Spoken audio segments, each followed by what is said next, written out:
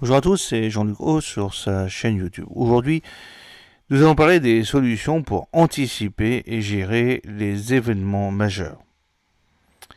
Alors, quelques fondamentaux à respecter. Pour anticiper et gérer au mieux les événements majeurs, la collectivité se doit de respecter un ensemble de critères évoqués tout au long des vidéos précédentes.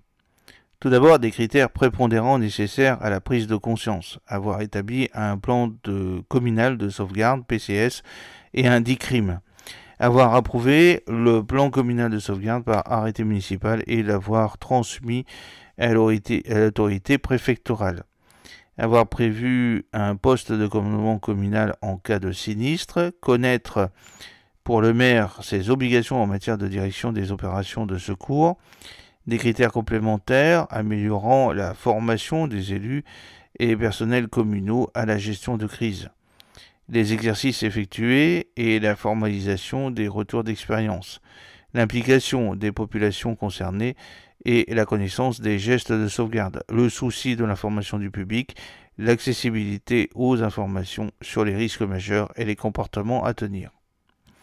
Cette démarche est notamment supportée par le Haut Comité français pour la défense civile, dont l'expertise en termes de risques et menaces majeures sur les volets à la fois de la prévention et de la préparation, mais aussi de la gestion des crises et de l'organisation de la réponse, tant au niveau local que national, le conduit à initier en 2008 le projet de label Pavillon Orange.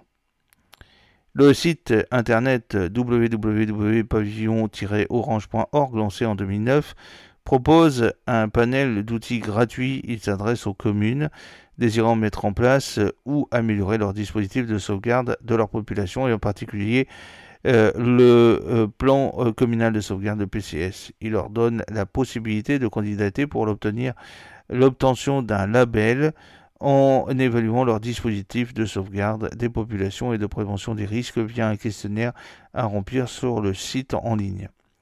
Pour accompagner la mise en œuvre de ces fondamentaux et en accroître l'efficacité, vous pouvez utiliser les moyens techniques qui vous sont présentés désormais. Alors, l'apport des moyens technologiques, la gestion des risques nécessite de plus en plus une aide dans la prise de décision ainsi qu'une mise à disposition d'informations en temps réel sur les différents acteurs. Cette information doit être fiable, complète, compréhensible, réutilisable, partageable et élaborée à partir de différentes sources. Une des difficultés réside en particulier dans le fait que certains phénomènes, comme les crues rapides des rivières et les séismes, sont plus difficiles à prévoir et donc plus délicats à traiter en termes d'alerte et, le cas échéant, d'évacuation des populations. Les nouvelles technologies, par exemple les systèmes d'information géographique, les SIG, hypervision, modèles numériques, communication sans fil, permettent d'apporter des réponses aux exigences décrites. La prévention et la gestion des dangers du milieu urbain passe en effet par une vision intelligente, unique et globale des différents points sensibles identifiés. Par la mise en œuvre de ces technologies, la collectivité peut s'appuyer sur une offre de services adaptés à ses besoins, couvrant les différentes phases de préparation et de gestion des crises. Études de sûreté, de mise en sécurité et études de danger. Études de danger relatives à la sécurité des ouvrages hydrauliques, proposition de mesures de confortement long terme et ou d'urgence court terme, adaptation des consignes d'exploitation et de surveillance. Études d'impact environnemental, diagnostic territorial de vulnérabilité, scénario d'évolution, accompagnement sur la mise en place du plan d'adaptation ou au volet d'adaptation du plan climat-énergie. Vision d'ensemble de la problématique risque-prévention, définition de plan d'action. Dispositions préventifs, curatifs, élaboration de plans de gestion de crise, intégration de systèmes, capteurs, dispositifs d'alerte, cartographie, géolocalisation, modélisation. Une opportunité pour les collectivités, le développement des offres de services en mode hébergé. afin d'offrir une plus grande flexibilité à la collectivité et une capacité d'adaptation dynamique à l'évolution de ses besoins et de ses capacités budgétaires.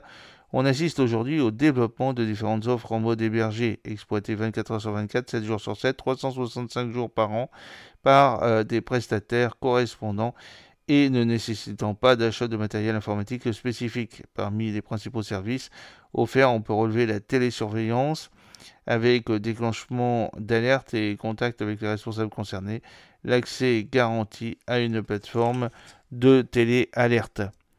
L'approche générale suggérée par la suite de ces vidéos s'articule autour de 3 composantes principales: une chaîne intégrée de surveillance et de modélisation aux fins de prévision et de prévention, un dispositif d'hypervision assurant une vision globale et apportant une aide à la décision, et des moyens d'alerte permettant d'informer la population concernée en temps réel.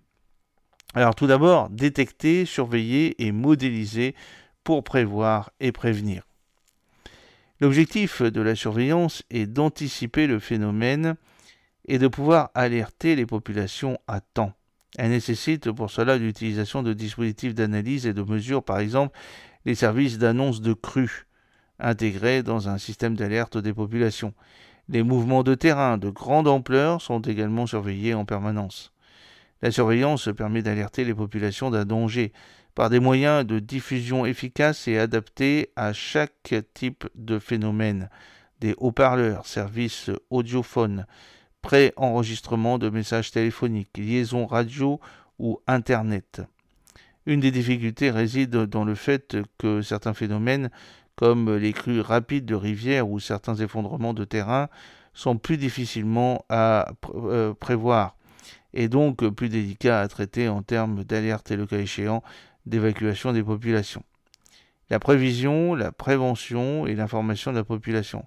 Certains phénomènes qui représentent une menace pour les implantations humaines font l'objet d'une surveillance régulière, voire constante, afin d'acquérir une meilleure connaissance de leur formation, de leur survenue et de leurs conséquences, l'objectif étant de fournir l'information en temps réel aux décisionnaires, avertissements, aide à la décision afin de participer à la qualité et à la cohérence des décisions. Sensibiliser le public, faire prendre conscience des risques et des conséquences éventuelles pour améliorer la diffusion de la culture du risque. Les progrès de la science nous permettent en effet de connaître les signes précurseurs de certains événements.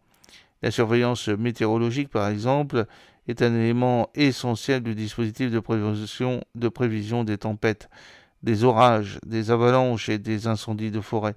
La surveillance des débits associés à la prévision des précipitations permet de prévoir la survenue des crues sur les grands cours d'eau français et d'en estimer l'ampleur.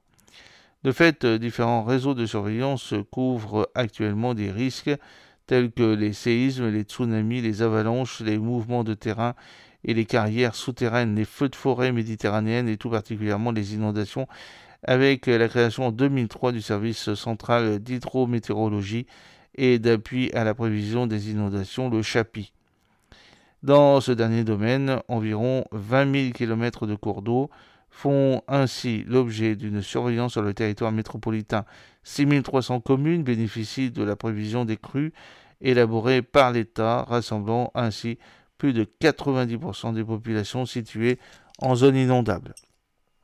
Les services régionaux et départementaux d'alerte, les SDIS, services d'incendie et de secours.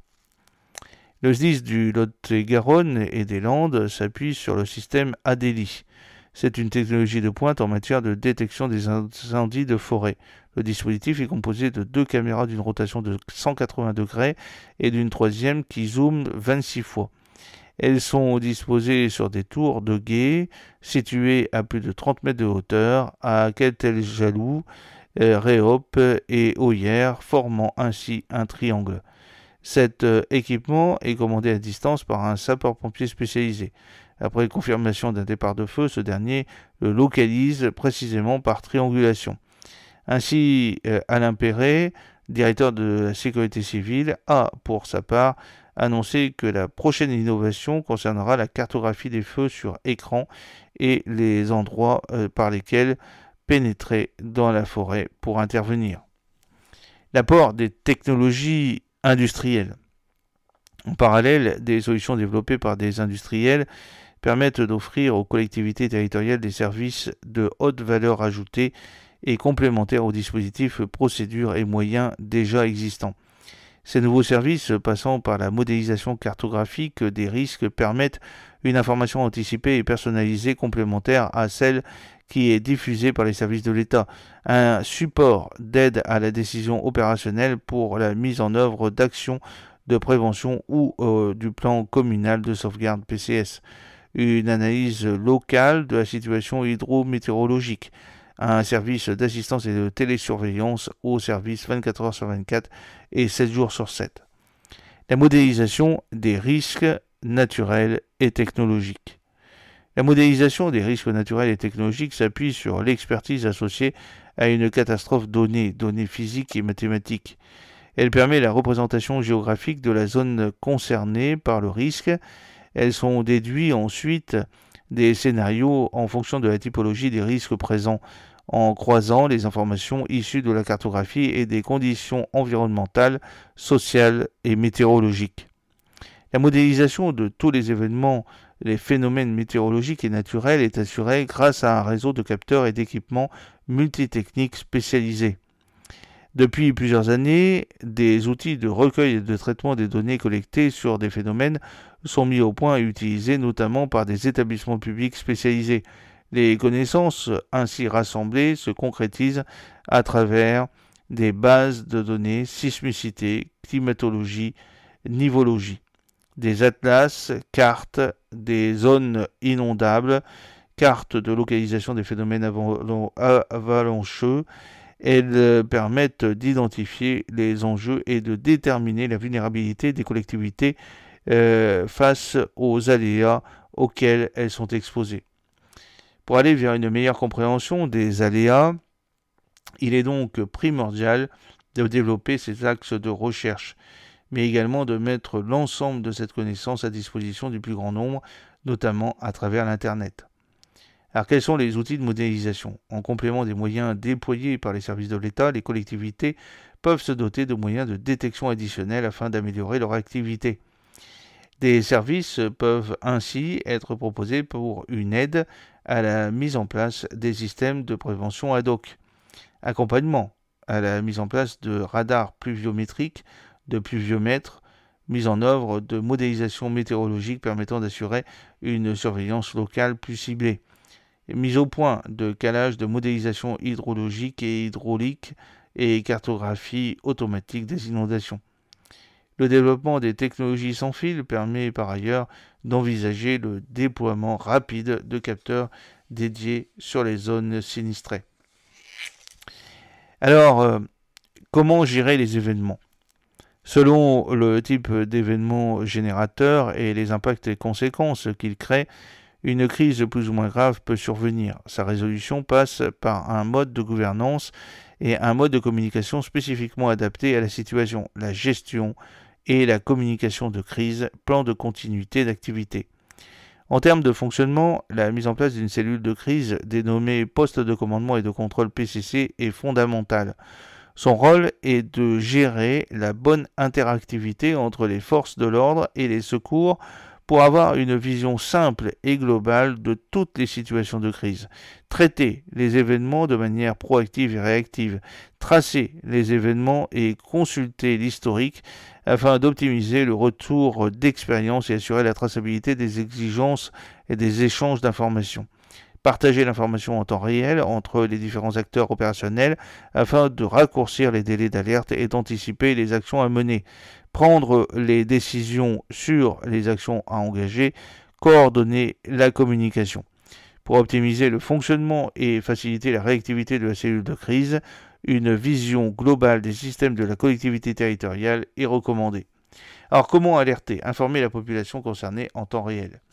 L'alerte des populations consiste en la diffusion par les autorités en phase d'urgence d'un signal destiné à avertir les individus d'un danger imminent ou en cours susceptible de porter atteinte à leur intégrité physique et nécessitant un comportement réflexe de sauvegarde. Elle inclut la vigilance, c'est-à-dire la mise à disposition permanente d'informations destinées à prévenir ou signaler certains risques naturels ou technologiques, la vigilance, la météo, la vigilance crue. La diffusion des consignes de comportement de sauvegarde par anticipation ou concaténement à un danger, la notification en fin d'alerte, l'information sur la mise en place de mesures de soutien en phase de stabilisation et de retour progressif à la normale.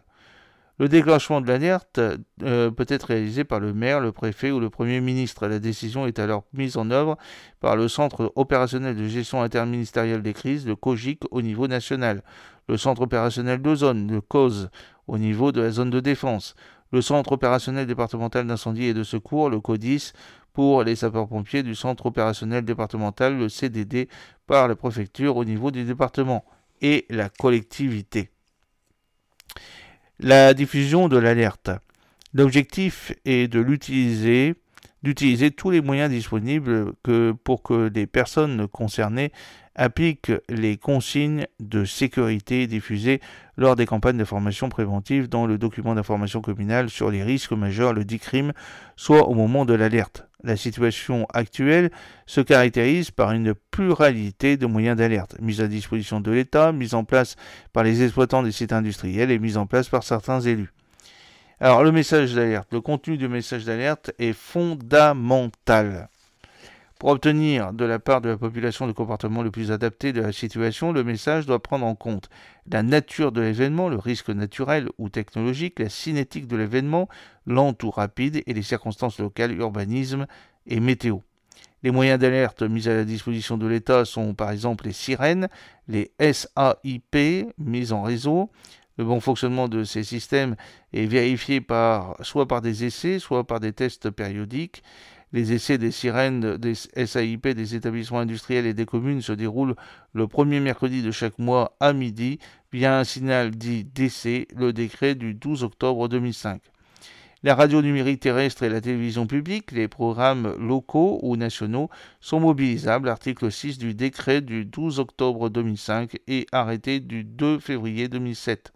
Des conventions de partenariat sont conclues entre le ministère de l'Intérieur, de l'Outre-mer et des collectivités territoriales, les radios et télévisions de France Télévisions, France 2, France 3, le 9 juin et 9 octobre 2006, le ministère de l'Outre-mer, MOM pour les réseaux France Outre-mer RFO, le 11 mai 2007, et le ministère de l'Intérieur, de la Sécurité intérieure et des libertés locales pour Radio France, le 25 juin 2004.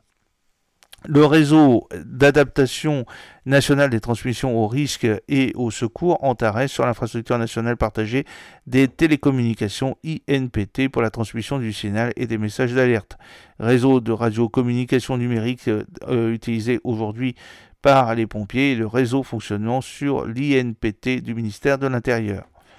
Ces moyens d'alerte répondent à des finalités différentes, sont déclenchés selon une procédure ad hoc et sont déclenchés par des acteurs dont les fonctions diffèrent sensiblement en situation de crise.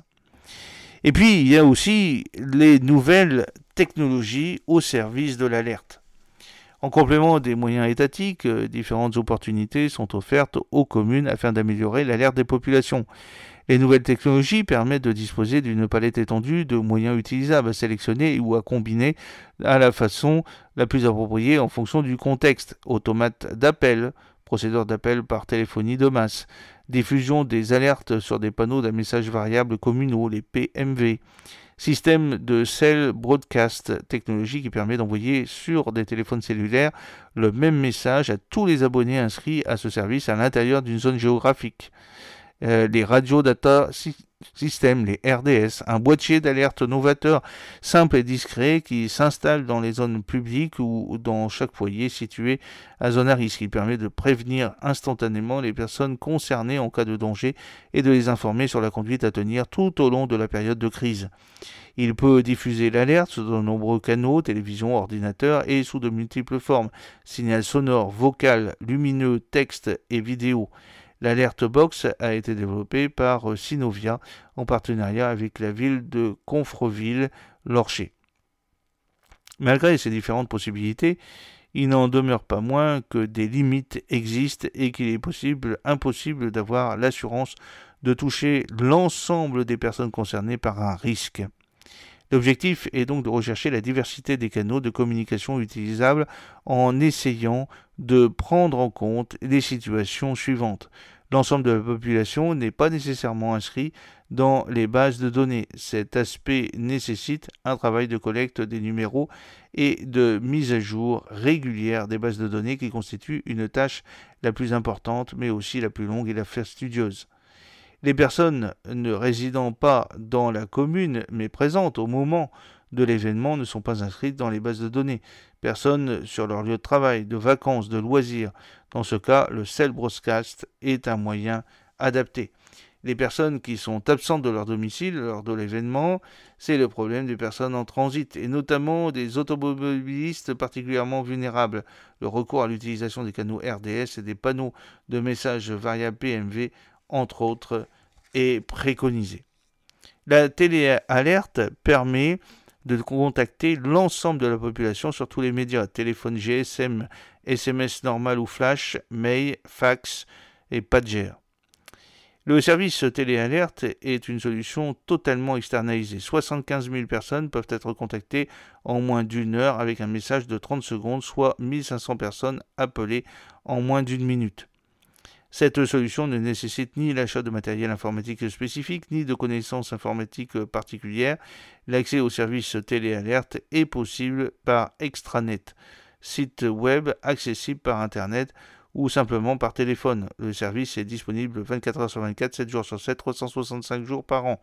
Une assistance est offerte 24 heures sur 24, 7 jours sur 7, 365 jours par an afin de pallier à tout problème éventuel d'accès au service.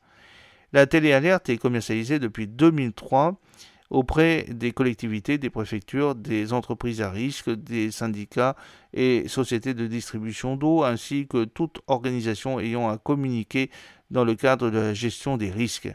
Le service a été entièrement conçu et réalisé par les équipes d'ingénieurs de Shedicom, qui possèdent une expérience de 20 années dans la gestion des flux d'appels, ainsi que dans la conception, la réalisation et l'exploitation des services vocaux et multimédia. Avec la téléalerte, Shedicom a remporté le premier prix des Géo d'Or 2004, concours récompensant la meilleure innovation dans le domaine de la gestion des risques majeurs. Aujourd'hui, la téléalerte gère plus de 12 500 000 abonnés.